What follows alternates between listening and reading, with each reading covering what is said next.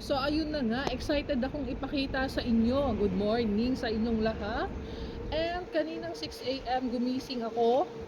And meron akong natanggap na red envelope. Ayan, naka-iscas tape pa yan. Ayan oh. Oh, naka-iscas tape siya. Ayan. Nilapitan ako ng anak ni Amo. And sabi niya sa akin, wag ko daw ipakita sa kanyang mama. Kasi nga magagalit siya.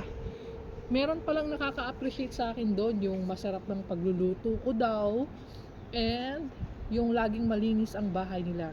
So yun lang, nag-thank you siya sa akin kasi nga malapit na kaming umalis ni Lola doon, kaya nasabi niya sa akin na na-appreciate daw niya ako. Wag ko daw isipin na hindi ko siya na-appreciate o walang nakaka-appreciate sa akin dahil ayan, thank you daw to.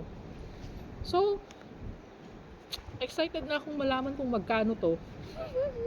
Kasi nga, hindi na talaga ako nag-expect.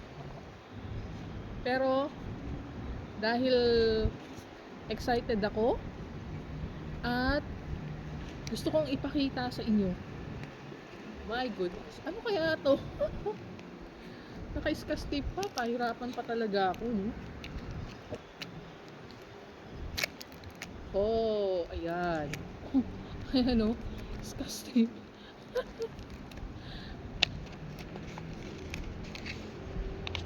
Ah, 600. Ayan. Sabi ko naman lagi, maliit man o malaki, okay na yon. At least, hindi zero at saka naalala nila ako. Yung simpleng thank you lang and pag-appreciate nila sa akin, okay na yun eh. Magandang regalo na yun eh. Pero, thank you pa din. Ayan.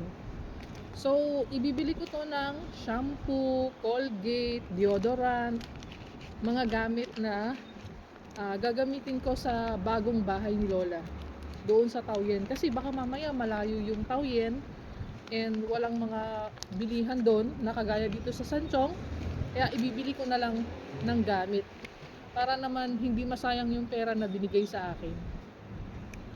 So ayun, masaya ako kasi akalain yun, na-appreciate din pala ako nung anak niya.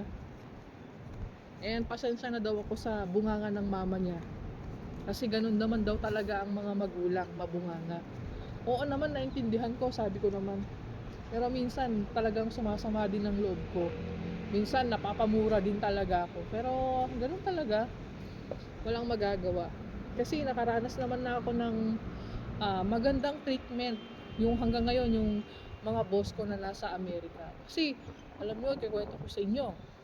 Pag may nakikita daw silang Pinoy doon, ikinukwento daw ako na meron silang welaw dito na 12 years na sobrang bait. O di ba? Nakaka-proud. Kasi meron nagkukwento ng ganun sa Amerika. Yung mga amo ko, di ba? Kaya hay nako, thank you Lord for the blessings. I love you. And sana bumait lahat ng mga employer dito sa Taiwan. Yun lamang po ang wish ko Lord this coming New Year nila. Itong New Year nila. Bye bye, God bless.